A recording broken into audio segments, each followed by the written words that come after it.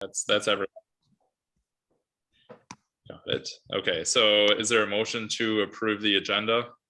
So moved. Seconded, all in favor? Aye.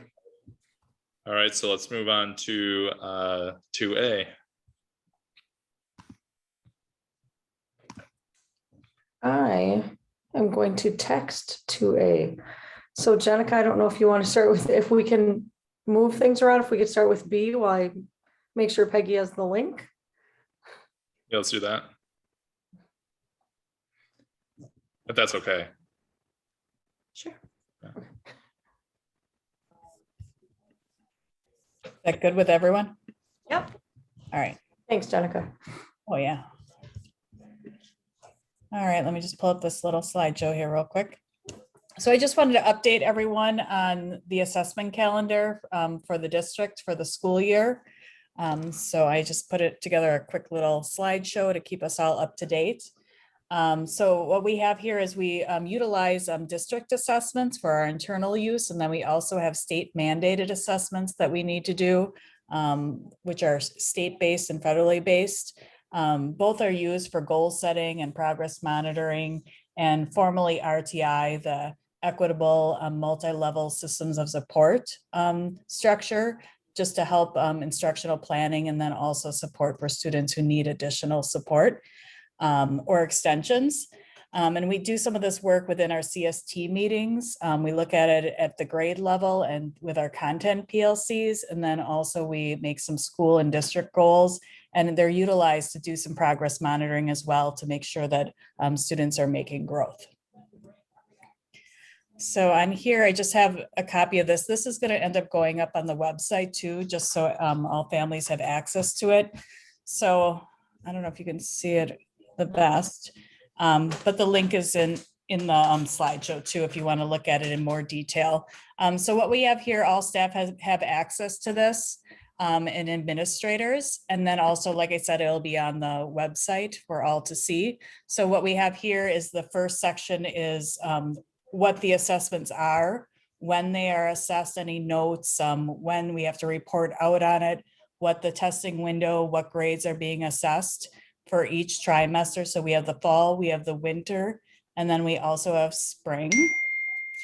And then along the left side, so column A are all the internal assessments. So you can kind of see here, we have our running records, which are Faunus and Pinnell running records for our kindergarten through second grade students, and utilizing the teachers college assessments, 3rd through 8th grade.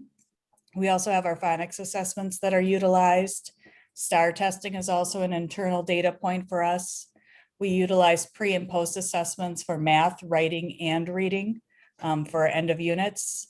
And then we also utilize Words Their Way, which is also a foundational skill assessment that's utilized in 3rd through 5th grade. And then in the purple section, we kind of talk through the state mandated assessments so that families and staff can see across the year when these assessment windows are taking place. So we utilize PALS assessment in K4. Forward assessment is, I'm going to just scroll over because that's a spring assessment. We utilize that in 3rd grade through 8th grade. The DLM is also in the spring, and those are 3rd through 8th grade students who are identified.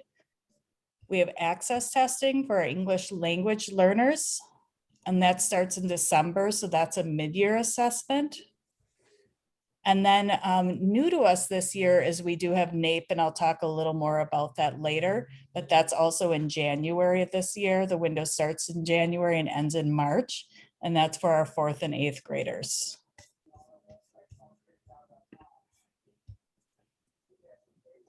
So, and I did put some additional resources in here. All the state assessment are on the DPI website. So I just pulled up the state assessment schedule. Since we are a K-8 school, we don't have to worry about the Aspire or the ACT. But again, we do need to focus on the access, the NAEP, the forward testing, and then we utilize the PALS as well. And then if anybody ever wants to dig in a little bit on assessment, I'd be happy to meet and chat with you, but you can also learn a lot on the DPI website.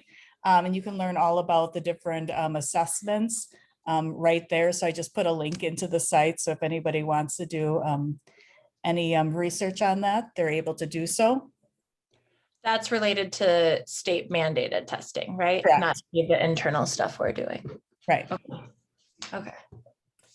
And then I wanted to do a little shout out on the NAEP. This is new for us. This is Title I schools can be selected by their state. And we were selected to participate in NAEP testing. So our 4th and 8th graders will be doing math and ELA testing for NAEP. And this is like a federally mandated one. So I put a little information on there for here. So we'll be doing that this year. So, and Mr. Williams will be working with me to support this effort this school year. It's, like Danielle, and Ben, if you look anything up, like nationwide, if you like any kind of data where you're looking at national reading scores or national math scores, this is the test that they use. Yep. Yeah. To like sample schools all around the United States. So it's Mhm. not something you're typically going to have to do very often, but we got drawn this year. So Yeah. And that's the assessment information, just to keep us all in the loop on what assessments we are doing throughout the school year. I feel like you were reading my mind a little bit with this on the agenda, because I've been thinking about with the STAR testing going on right now. But I was trying to decipher some of the language on your assessment calendar, and the FMP I determined was something Fontes and Pinnell testing. What is the Yeah. TC? Teachers College? Teachers College. Okay.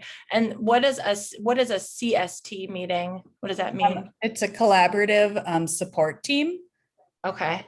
So once we get the data, what we end up doing is, and this would be another layer to some of this, is once we get that data, we triangulate the data. And then what we do is we look at any striving learners, and to make sure that we're meeting the needs of those students, whether it might be an intervention or a classroom intervention. So we're kind of really digging deep into that data. So we're looking at pockets there. We're also looking at our tier 2 students to see what we need to do for them. And then we're looking at any classroom instruction as well to see if there's any like standards that we might need to hit a little heavier in our classrooms based off of that data. So right now we're in the process of doing those meetings. We've only started with math, and in the next 2 weeks, we'll be doing our ELA meetings around that. So what that is coaches going into grade level teams. They bring the data in, they look through the data, have conversations about the data, and then determine different groupings of students and determining what needs or skills that might need to be filled. And how are we going to do that, and what progress monitoring are we going to use? And does that kind of information filter out to caregivers, families, and, adults of our students in some manner, or like Yes. a specific kind of way when we identify students like this, or? Yeah. Yep. There's a letter that goes home. And then also we try to get this done before conferences. Okay. So we try to make sure that all this is done. That's why we're really pushing hard to make sure that we have all this done, so that classroom teachers have an opportunity to have conversations with parents. Face-to-face is always best, right? Yeah. But there is a letter as well that goes home with from the coaches as well.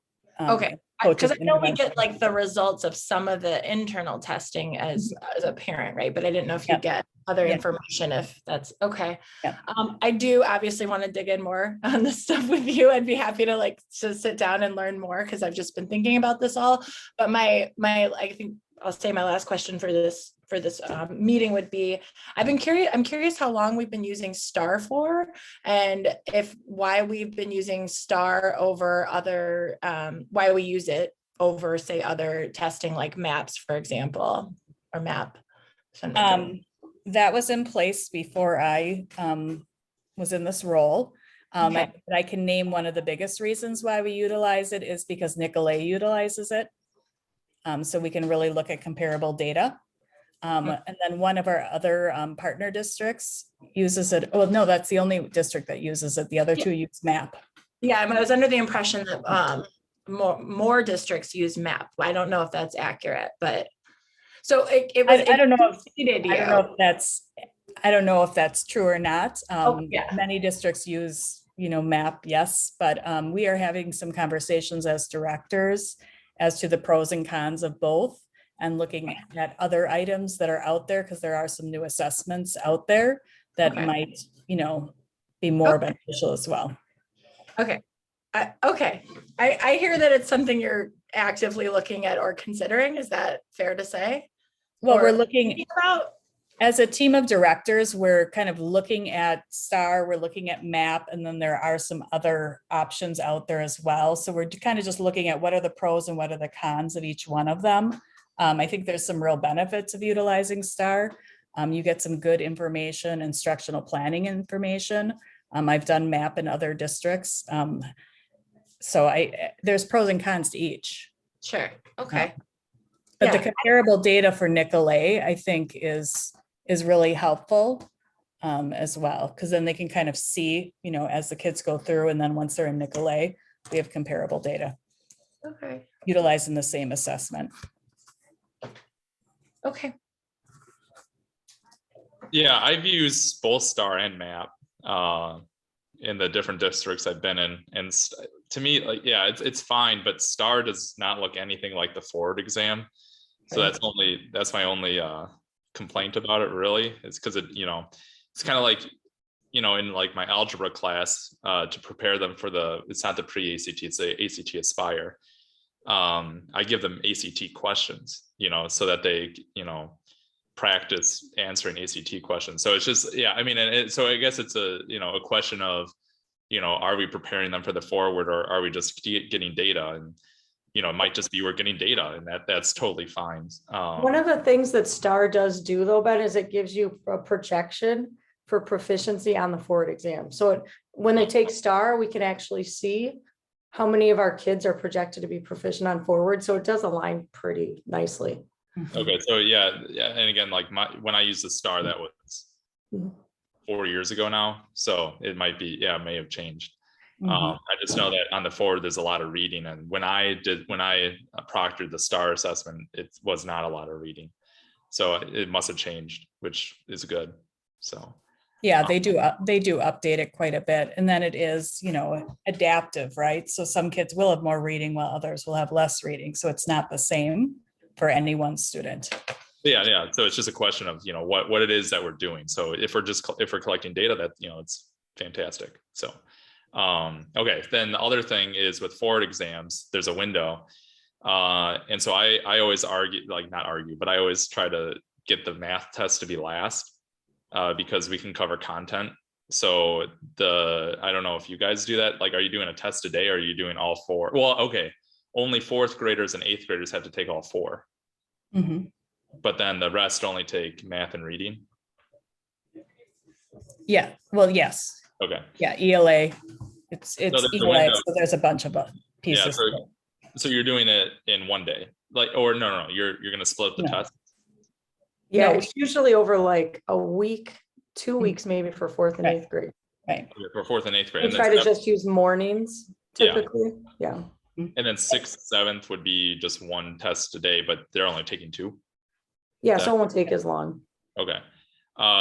So my 2 cents, and you guys probably already know this, but like, with the ACT Aspire, I always like I talk to the, administrators, like, hey, like, is there any way we can do the math test like last, right? Because the math teachers can cover content that, more content. So if you wait until like okay, I know you don't want to wait until May 4th, but if you can wait until like April 30th, for the math. Yeah. We do usually wait till the end of the window as far back as we can, just so we can do any retakes and whatnot, because you're right, because there is a unit in math, right, that's usually not covered. And we're noticing, going back and looking at data, that we're finding when you do a itemized analysis of all the standards, we're seeing that those standards were missing in that grade level. Like, we didn't do as well, but it also wasn't taught when we gave the forward. So, right. yeah. So that's my 2 cents, and that's it. I have one more question. For the state mandated assessments or our internal assessments, is that data or the aggregate data accessible to, is that public information? Yeah, on Wise Dash. On It- White Sash it is. On the state one, what about our internal, any of our internal assessments? Do we keep that close? We could show trends and stuff of the data, but it wouldn't be an individualized analysis of students, but you could percentages, we That's could. what, yeah, I mean, like the aggregate data. So yes, right. So, okay. I can follow up with you, Jenica. I'm just interested in this and want to learn more as I sort of grapple with how much of the testing I even have my own child go through, right? So I just want to know as much as I can about this. So Yep. Thanks for sharing. Oh, We only absolutely. have to publish the forward. Right. Right, okay. Cool. All right, well, let's move on to, should we go to 2A now? If that's okay, yeah. Yeah, let's do that. So you guys saw her pop in. I've talked a lot about Miss Peggy Black, and she had a chance to get into some schools, and she scheduled some additional visits. So I just wanted to invite her to talk a little bit about the work she's planning to do and answer questions you guys have. So thanks for joining us, Peggy. Yeah, I'm excited to be here, except you gave me the wrong Zoom number. So I'm like, okay, wait, do they really want me to come, or are they just giving me the wrong Zoom? So I'm happy to be here. So tell me first of all, your questions are fabulous. Are you guys, so tell me who your board members? Yes. Yeah. Okay. But you also must be a teacher in another district. I am, yeah. Okay. I teach math at Cedarbrook High School. Oh, nice. Yeah. Yeah, that's great. Wonderful. And Danielle, you're just interested. Great questions. Oh my goodness. Thanks. No, I'm a parent of 2 kids in the district and a recovering attorney, so questions are kind of my love language. Yes, I can see that. And now I'm a little nervous. I'm like, No, oh, don't here be. we go. On your game, 6:15. Let's see what No. I also am a former board member. So I was a board member in Fond du Lac for 6 years, and I was board president for 3 years. And so I've sat in your seat, and I think it actually makes me a better consultant on this side, because Allison can attest to this, but she's really good about wanting to keep you informed, but like you don't get far from our minds. And I think it's because of having been a board member, it's just no surprises, right? And educate your board always. So Denise, you are also a board member? Is she there? Nope, I'm the school social worker. Nice to meet Oh, you. okay. Okay, we haven't met. Great. Lindsay, you're on. Nice to meet you, Denise. And then Mia is a board member? No. Yes? No, she's I a know guy. she's going to answer, so I don't want to answer for her. She's a guidance counselor. Okay, I'm good. here. Hey, I'm here. Hi, Mia. I have the kids in the back. I had to try to quiet them down a little. I'm a community member, lifelong of Glendale, and I'm also the school counselor at Glen Hills Middle School. Wonderful. So I'll see you tomorrow. That's great. And then one more person, Katie. She's a community member who loves attending our. I'm just a nosy parent. I am. Hey, nothing better than a nosy parent. That works for me. Somebody who cares is always on the list. So that's great. Well, I don't know if you have any specific questions, but I was in the district and I actually did it. I kind of walked around the school. A tour would be like I probably didn't tour. We probably took a stroll through the buildings, which are lovely. And one of the things that I said to Allison and the administrators that so I've been in hundreds of schools. You kind of read my resume that isn't, that isn't a traditional resume, but I've been a consultant on my own for 11 years. I was at CISA 6 for 9 years before that. I was in the governor's office for a few years before that. So I've been in lots and lots of schools, not only in Wisconsin, but across the country doing work. So when you go into a new school, I've got a lot of comparisons, right?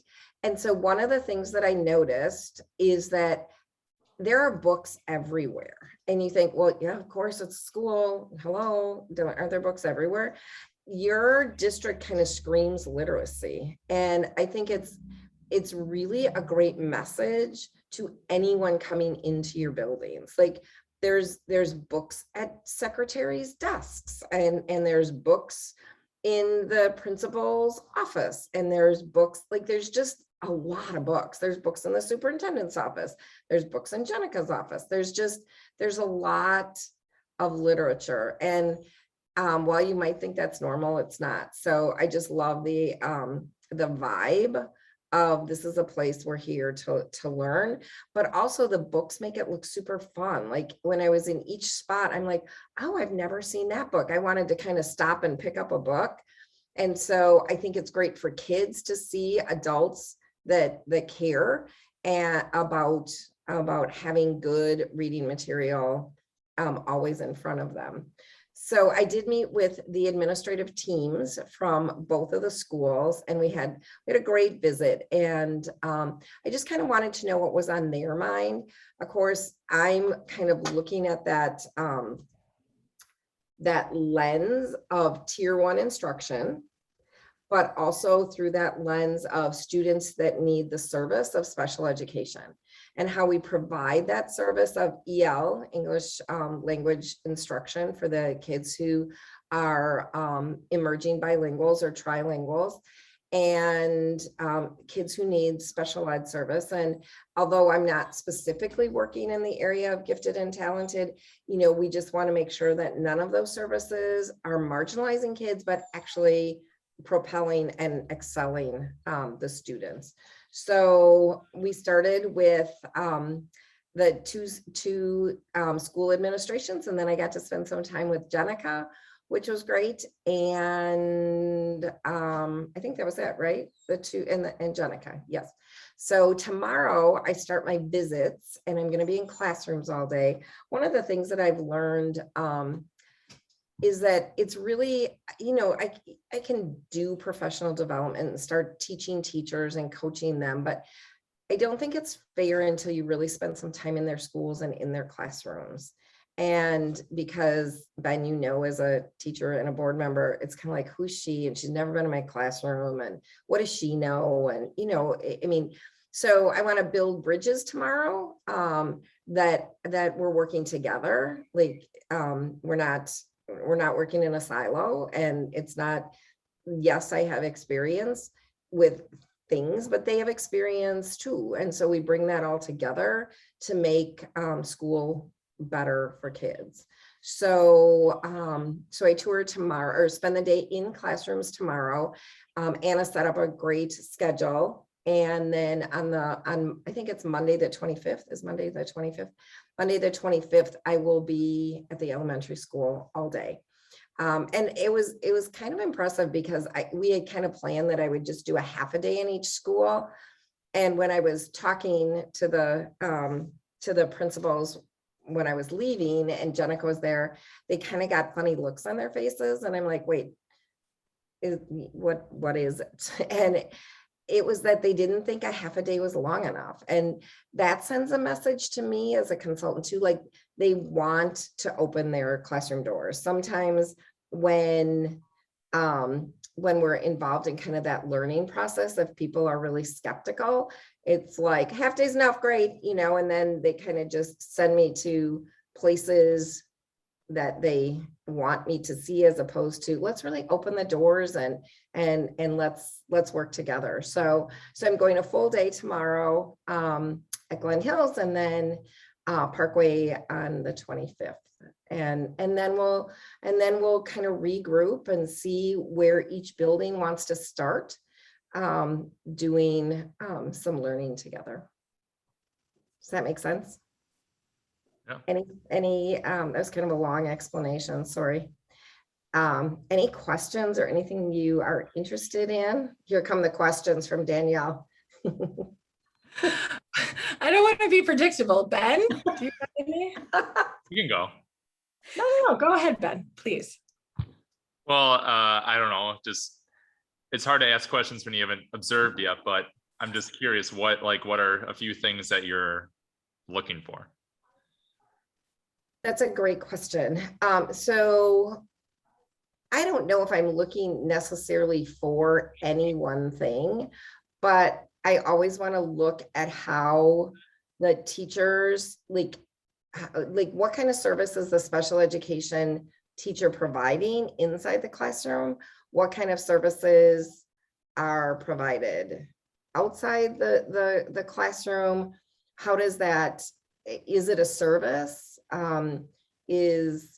What's the relationships like?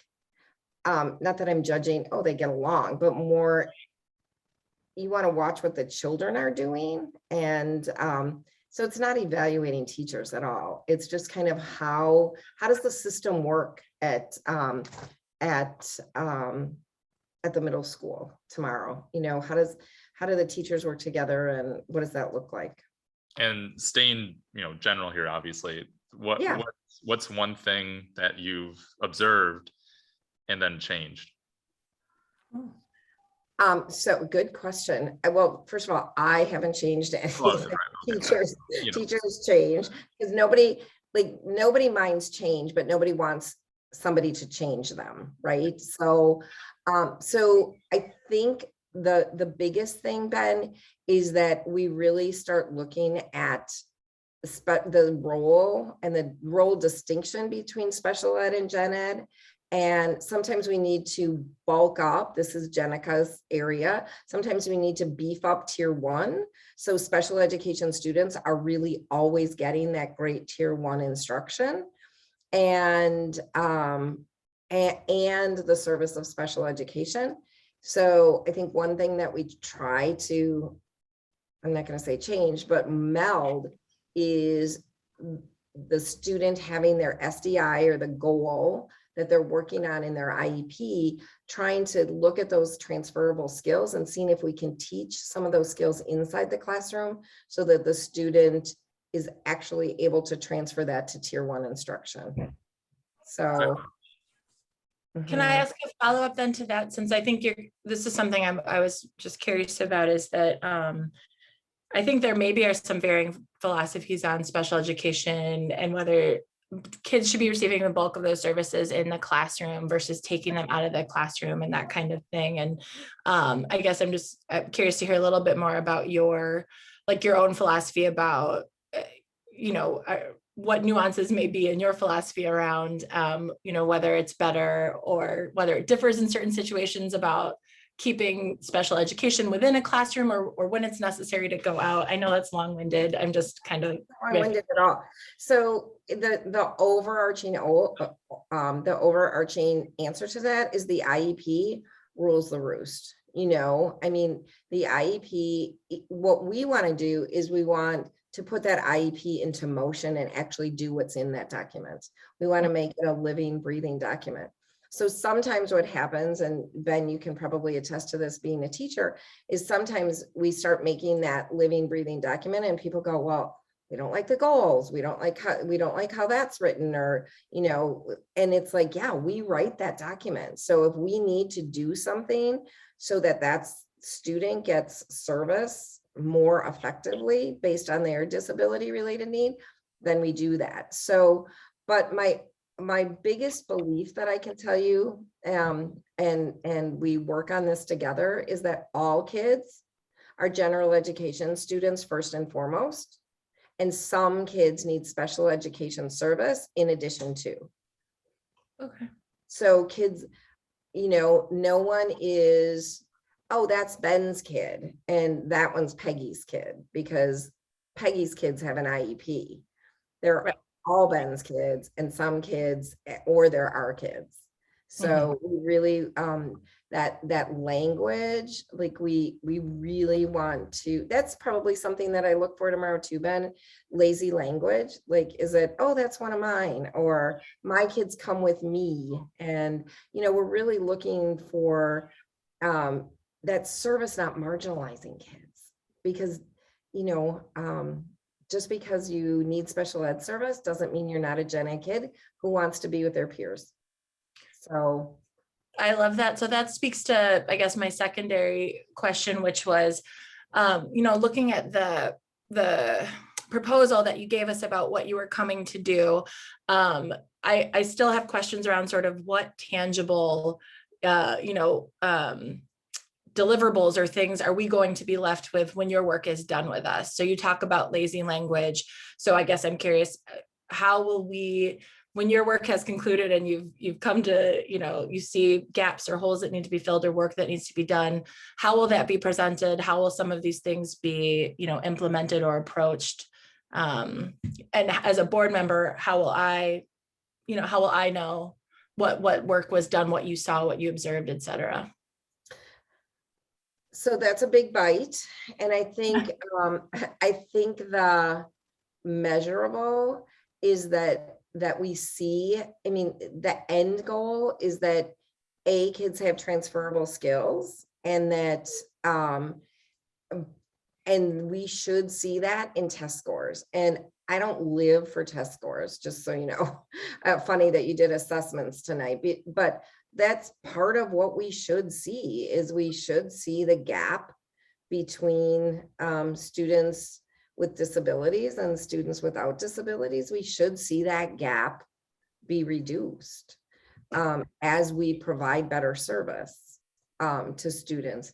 I would also hope that for kids who have a behavioral goal in their IEP, that we can learn to really teach the students. A lot of times I think with behavioral goals, we're trying to get kids to behave. And so we spend a lot of time with them and we rush to the scene, but I'm not sure we're always teaching to the behavioral goal in that IEP. So I would hope that we would see kids more regulated in a general education setting, and that our data around some of those kind of behavioral things would also be reduced, and that kids would be finding more social emotional success in the classroom and with their peers.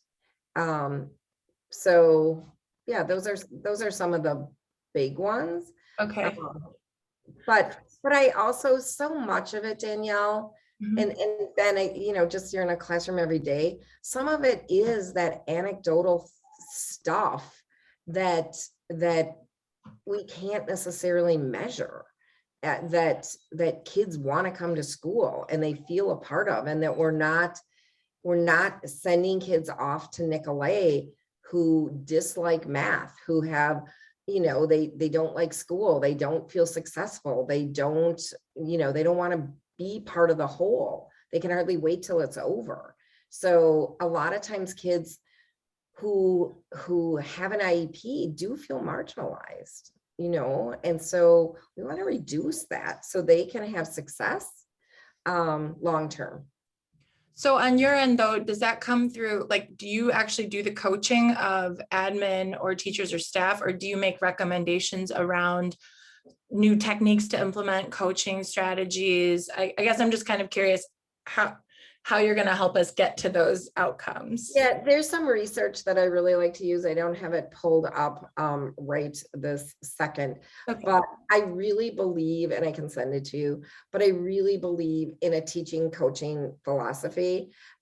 So obviously I've done professional development for a long time, and I've stood in front of huge groups, and I've stood in front of, hundreds and 50s and 30s.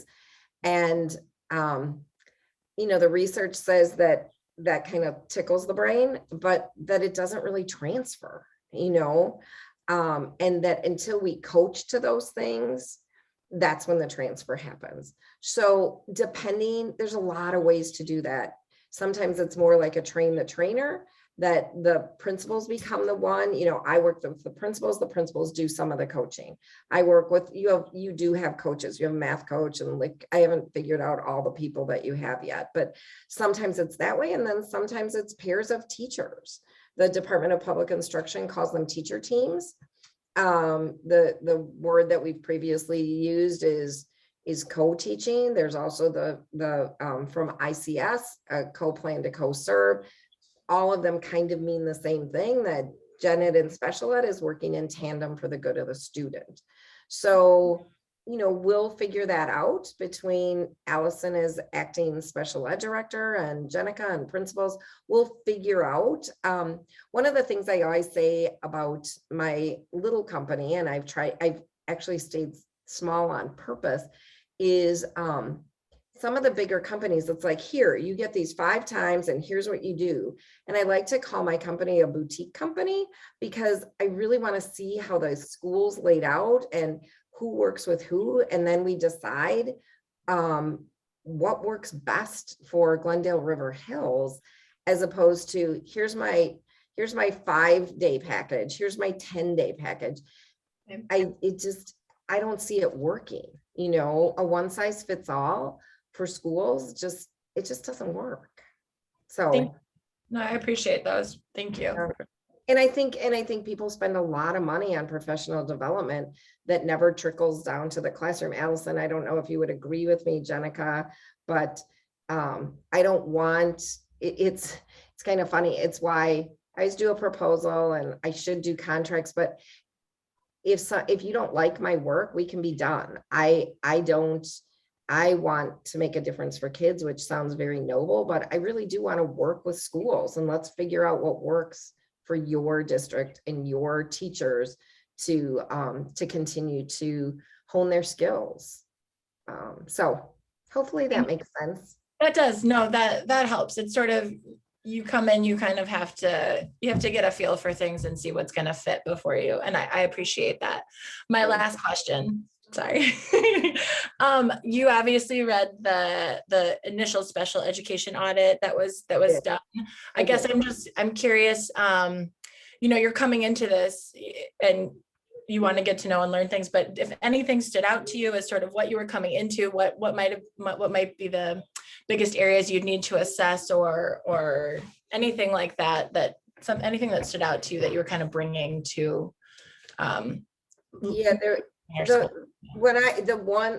there's a couple things that stood out, but one of the things that kind of jumped off the page with me, and so technical change, adaptive change, adaptive is where we want to be, technical is those things that somebody can just shift. So it looks technical, but I think it's super adaptive. And that is the caseloads at the different grade levels are some special ed teachers have 3 kids on their caseload, and some special ed teachers have lots. And that's the tradition of 1 teacher per grade level. I'm not saying that's good or bad. I don't know. But when I ask questions around that, it's like, well, it's kind of always been that way. And you kind of know when the big group's coming. So you kind of brace yourself, which that says a lot if that actually works, like, okay, so next year's my bad year. There's 12 or 15 kids on my caseload, and this year, but I'm not sure that's not for me to decide, but that is for all of you and to think about, is that best serving kids and teachers for that matter, so that was one thing that really jumped out at me, Danielle. I'm just like, whoa. Thank you. Yeah. And that's something we hear too from, I think people jump onto that, right? I don't know. It's fair to say that people have questions around whether that is a best practice. So it would be amazing if at the end of this, you have an opinion that you share with us for us to process and digest, Yeah. And I think that's something that your principals, like it's got to be the principals that really are thinking through that. And you have, a principal that is newer and a principal who's been here, and you have APs that are new. So I think that's good work for them to wrestle around. And usually a consultant is that outside voice to ask the right questions, kind of like an attorney, so that we can come to it together. Thinking about the tier 1 side too, with Jenica, involved in that mix. And of course, the superintendent adds that layer of leadership when it's time to bring those I don't know if we want to call it a recommendation, but I think there's lots of ways to solve that. But first we have to decide, does history play out? Do we just do it that way because it's always been done that way? So I'd also say too, it kind of looked like there's quite a few paraprofessionals, and I'm always curious what that's about. I'm not saying it's good or bad at all, but are we teaching to what's in the IEP, or are we trying to use more staff to get kids to comply? And do we need all those parapros? Maybe. There's no judgment, but it looks like there's quite a few paraprofessionals to me as well. And I wonder what they do, what does that look like? There's a lot of research around paraprofessionals that at some point Danielle will look at as principals and think about how we're really utilizing our paraprofessionals, making things better in the short term, but actually long term, is it marginalizing kids? So no adult has a person walking around with them after the age of 18, and I always tell people too, special ed is a made up construct. Look, after 3 o'clock, there is no such thing as special ed. Like, it's not a thing, right? There's not a special ed court or a special ed grocery store or a special ed church or a special ed synagogue or a special, it's made up.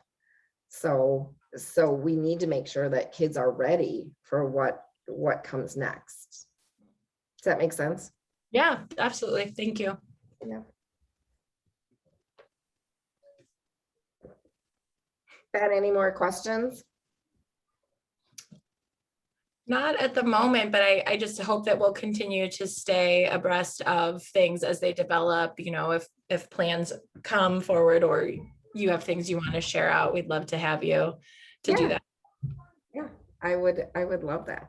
I would love that. And know that it was fun meeting with Jenica. I hadn't known Jenica, but know that this track has to run parallel to universal instruction. Like, it's not, they don't, which is it. So, her work is tier 1, but we have to work together.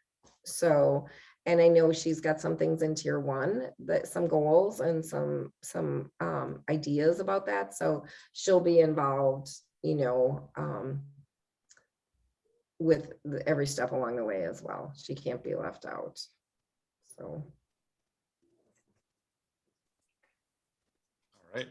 Yeah. Thank you.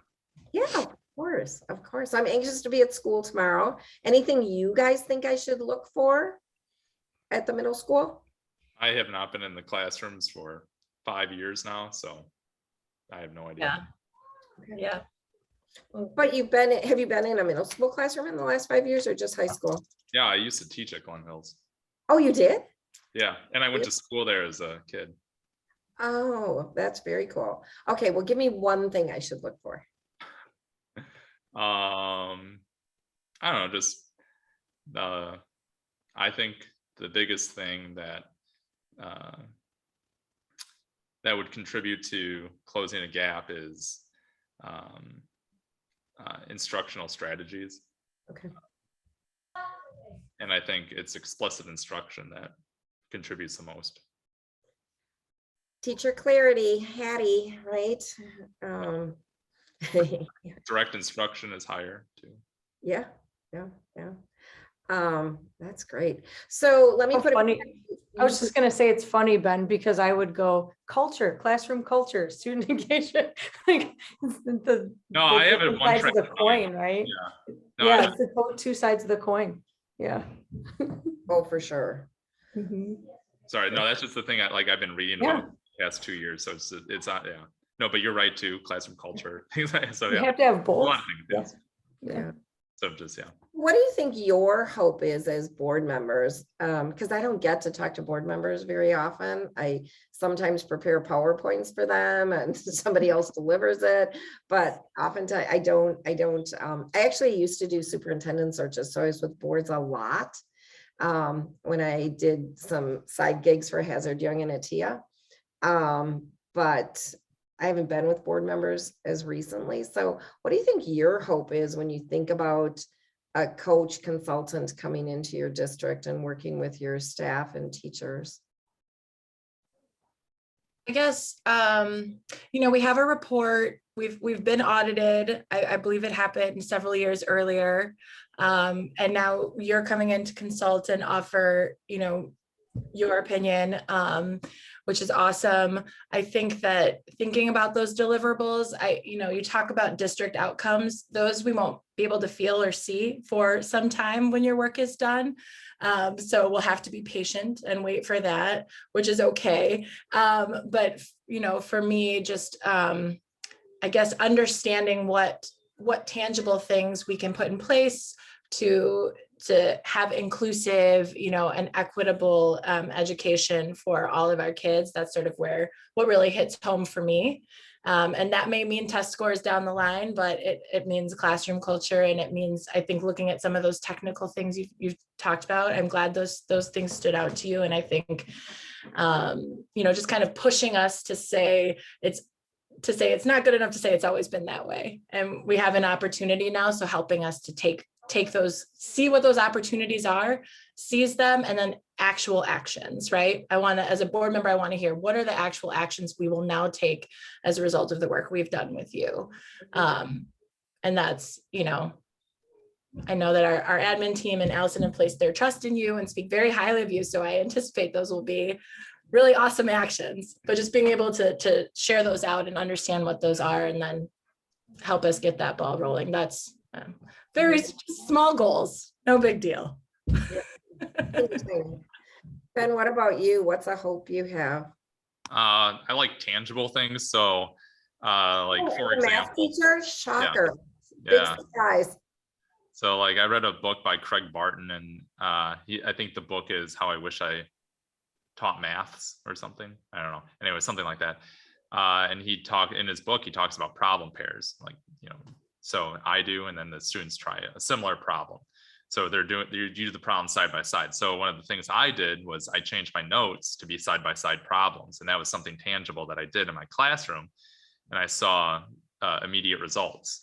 So that doesn't mean I don't do board work still, but it means that the notes do take a little bit longer, but now I'm doing problem pairs. So, I'm showing them an example, they write down that example, then they try one on their own. And so that's a tangible thing, right?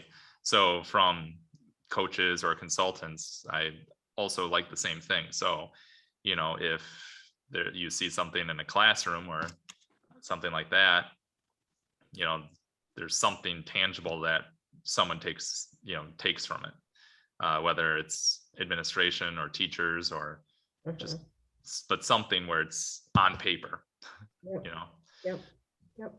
Yeah, that's fair enough. One thing, and do you guys need to go? I don't know how long you wanted me to talk. I had one more little thing I was going to say. Yeah, love to hear it. So one thing that I think is a really good thing for a board member to know, I just talked to, I was in Oshkosh yesterday, and they have, 2 high schools, 5 middle schools. So I was with the entire admin team, all the elementary principals.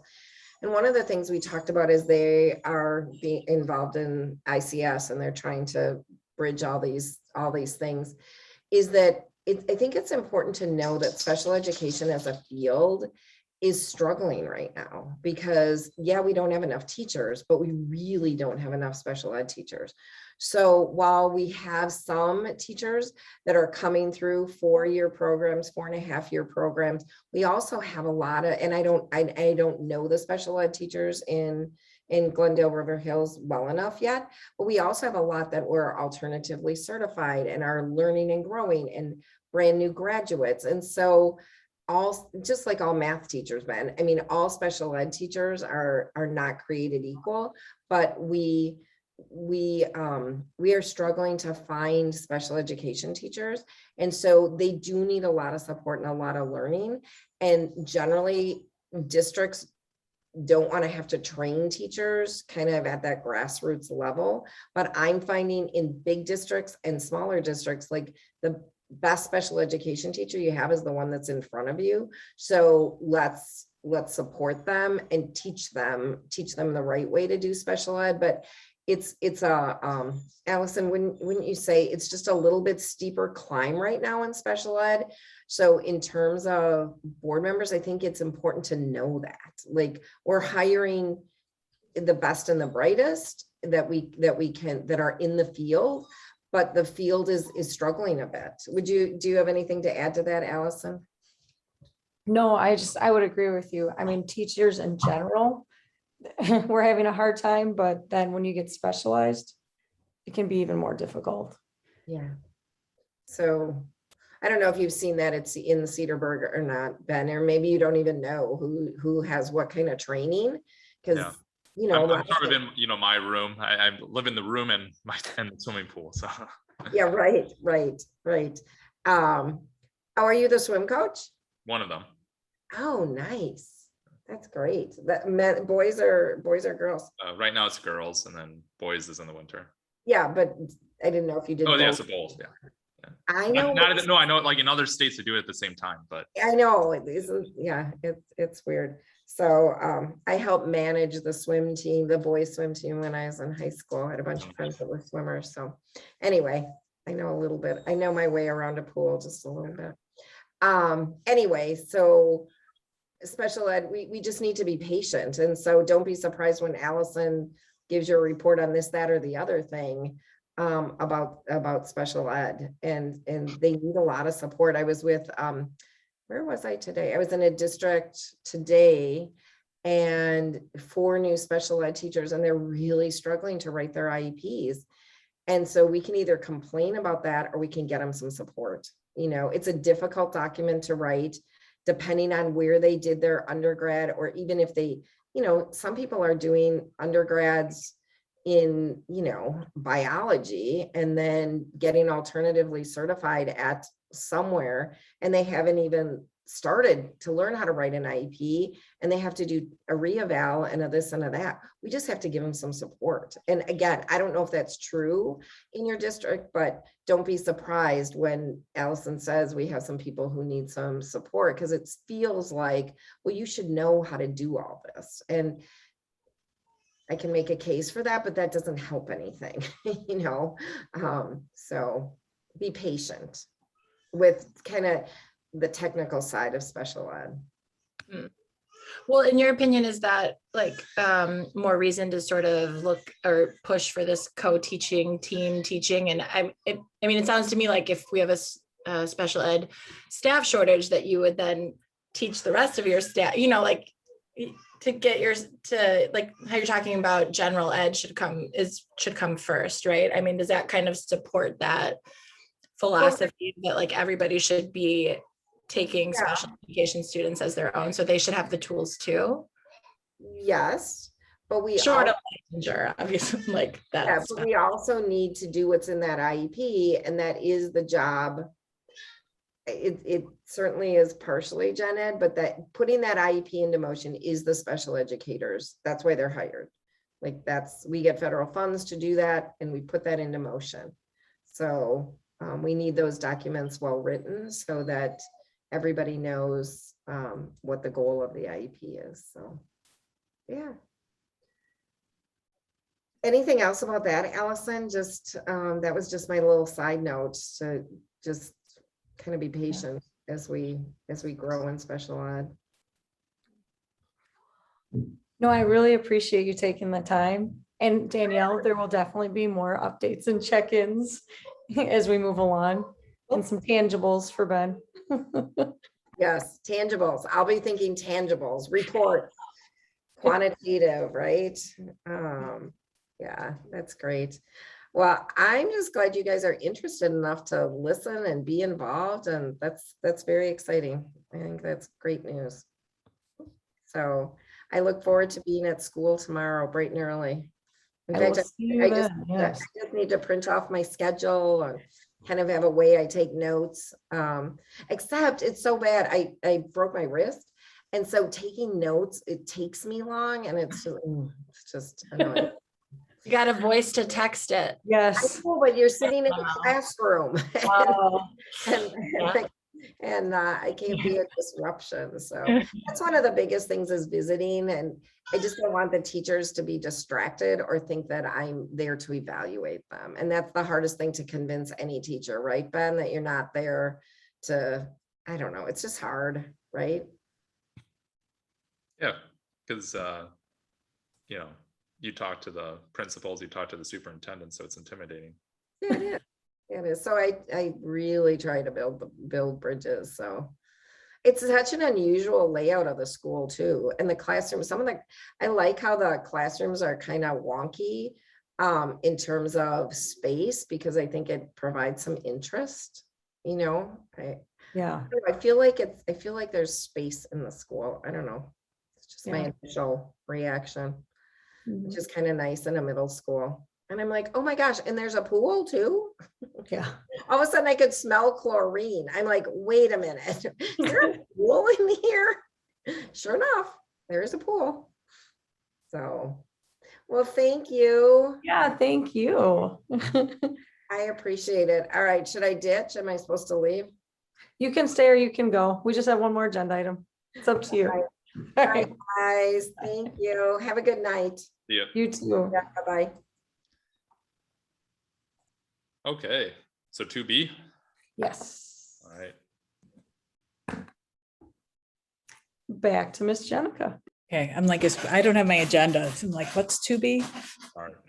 The coaching and professional development. Got All right, and this kind of lays out real nice after having that discussion with Peggy, just really talking about that transfer, not a one size fits all, utilizing teacher teams, setting small goals, and then providing support.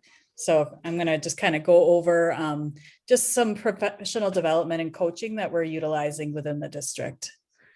So right now, we're looking at an implementation process for a new technology. So as board members, you're aware that we purchased all those new line interactive boards for the entire staff to utilize in their classrooms. And part of the process is learning how to utilize the tools, right? So that we can make an impact on student learning. So I've been working with Deb Gallitz and our New Line team. That's not the same as the New Line interactive boards, but we've been working with them to kind of come up with a process and a way to support our staff. So really, again, this kind of goes with what Peggy Black was talking about, and what we know is that not, every learner is a little different, right? And it's so true in teaching. Our teachers come with different backgrounds, different skills, and just even different ways on how to learn, right? Just like students. So what we're doing is we're really pulling some data across the district to determine needs, different options, and different resources for PD. We're offering teachers PD in person and virtually. We're working on growing teacher leaders and providing so they can provide that support for their colleagues in those teacher teams. And then we're also utilizing adult learning frameworks. And we're using this to help progress monitor our PD efforts to ensure that what we're doing is actually making an impact on instruction and on student learning. So that's our progress monitoring tool. So our process is that we provided the initial PD to all the staff. Then we utilize an adult learning framework to kind of determine the current state, where are we at, and laid out the expectations over a 3-year process of where we want staff to be in 3 years. We did a survey for our staff asking about feedback around the boards, what needs they have, and if anybody has an interest or skills to help support teammates.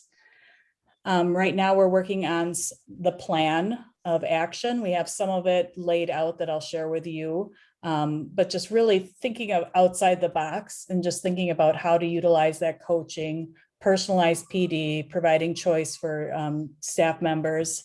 Some of it can be team-based, and then we're also doing some online work. And then again, progress monitoring, utilizing that adult learning framework again, so we can see if we're making growth. So the adult learning framework, I'll show you in a minute, is a progression. So we want to see that teachers are moving across the progression. And we utilize exit tickets as well after PD. And then having those reset meetings and looking at the data again to see if what we're doing is making an impact. So this is the adult learning framework that we created for the interactive board. So you can kind of see in the left-hand side, the core component. We do utilize this in other areas as well, like ELA implementation and different things like that. But this is specific to the New Line interactive board. So stage 1, that's where we want teachers to be this year, is just being able to connect the interactive board to deliver their content and then be able to utilize the interactive capabilities during instruction. Just real straightforward. Then moving to intermediate, there's some add-ons there. And then we want to get into mastery and advanced. So we want to move our staff members across this continuum to be advanced or at mastery after 2 years of professional development. So this is our current state of our staff members. So we have the red is that people feeling comfortable. The orange is they're comfortable and would feel comfortable supporting others. So an 8.7% felt they needed some additional support. So overall, our initial data is pretty good with that first survey. So I just put this in there just so you can kind of see some of the questions that were added. Just talking, asking staff, like, how are they connecting to the board? What is their comfort level? Just asking about instructional capabilities. How are they utilizing it? Would they be willing to do some small PD? And then are they using specific softwares? So what Deb Gallitz was so gracious to spend some time and really did some synthesis of all the surveys that came in and came up with a list of what most survey respondents wanted to learn more about. So we have our list now of what we teachers and staff members really want to dig into for optional PDs. So some of this we're going to break out and utilize with some online trainings that are videotapes that we'll create. Some of it will be going into classrooms and supporting the work of this. And then others will be whole sign up coaching or sign up PDs. So we kind of determined some of our next steps. So we're going to review the surveys as a team and kind of go over those items. We have that list of PD items from the survey that I just showed you. We're going to work with building principals to schedule some of those additional PD times. We're adding some how-to videos. We started a staff Google site that's under our staff tab on our website. So staff will be able to click into there. So it's kind of for staff only. So they'll be able to click into there and they'll be able to pull out different videos that'll support them with their active boards on specific topics that they're interested in. And then having a sign-up sheet for scheduling some coaching opportunities. And that may look like the coach goes into in that teacher's classroom and may cover the classroom. So she or he could watch a different teacher utilize the board, or the coach could work right with that teacher, however they determine to move forward with that. And then we want to do a winter mid-check and then have everyone do the adult learning framework again to see if we're making some shifts on that. So that's kind of our process to kind of see where we're at with growing our teachers in the use of the interactive boards. All right, thank you. So just a little update. So it's going pretty well. Good. That's awesome. That getting to know that process is really cool. Is that just for the interactive boards, or you're kind of talking about professional development generally? So like, are there other, like, do you have other core areas where you're also following that process, or like a ton, or just a few specific ones for When the next years? we do utilize this when we do like a new implementation, like the boards are new, right? For ELA, we started doing this work for ELA as well, because we do have a lot of new staff members or people in different roles, just to kind of help determine what coaching needs they need. So just getting that baseline data to see where everyone's at, and then we can kind of determine what the needs are for internal PD, right? So this isn't like the overall district PD plan. These are little pieces of like, we're implementing this, so we want to support our teachers, right? And we want to provide them the support they need versus a one size fits all, PD, if that makes sense. Yeah. So is this sort of similar how we would approach a topic like equity, inclusiveness, or anti-racism? Do we, I don't know, I'm assuming those are also topics of interest for PD, or I'm just curious if we'd use a similar sort of framework or approach, or if we are doing that, I guess. Well, first, when you're doing your strategic planning, Allison, if you want to speak to this too, first we want to get some of that going, determine, I think we were talking about being inclusive, right? And then that equity piece, but we could build in some, progress monitoring pieces as we go through, the process and kind of get a current state and do some of that. And there might be some tools out there already. Allison, I think there are some tools that could help us. I think we'll have a built-in process, Danielle, when we get to this endpoint with the strategic plan and we've determined all of those areas that there are priority areas, we'll have a built-in process to like monitor that plan. I think what Jenica's sharing is kind of like within the plan. So if we decided one of our strategies is new technology and teachers need X, Y, and Z, then we would use Jenica's process to make sure we're supporting them with using that new strategy, if that makes sense. So there would be pieces and strategies and, resources that might help us work on equity. But do you know what I'm saying? But it's different than like the overarching goal of, if that makes sense. Yeah.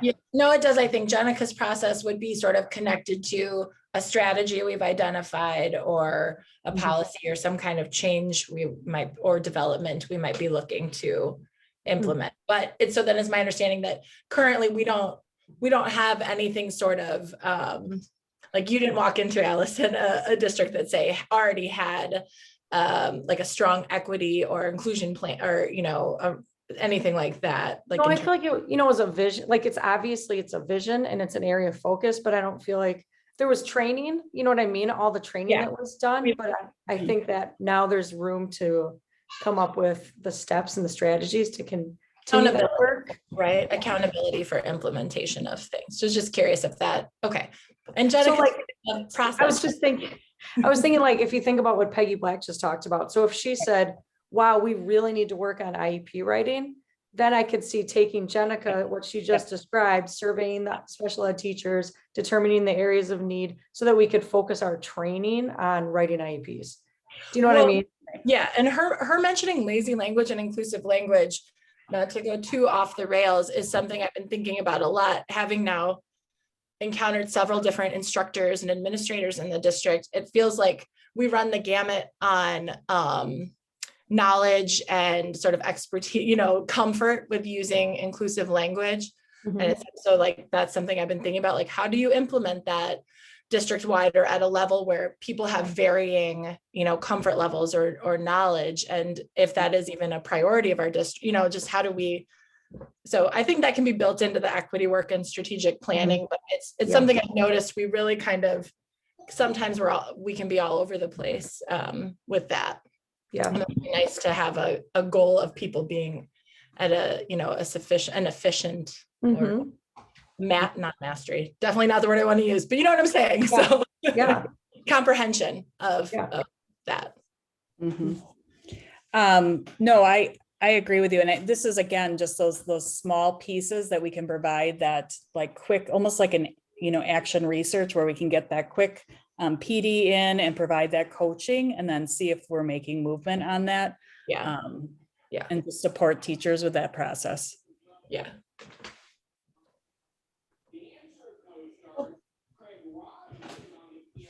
Ben, do you have any questions or wonderings? I do not, but I am glad that those old, I forget even what they're called, Promethean are gone. So there are some in the basement if you want a relic. I do not want. All right, that's all from us, guys. All right, let's move on to visitor participation then.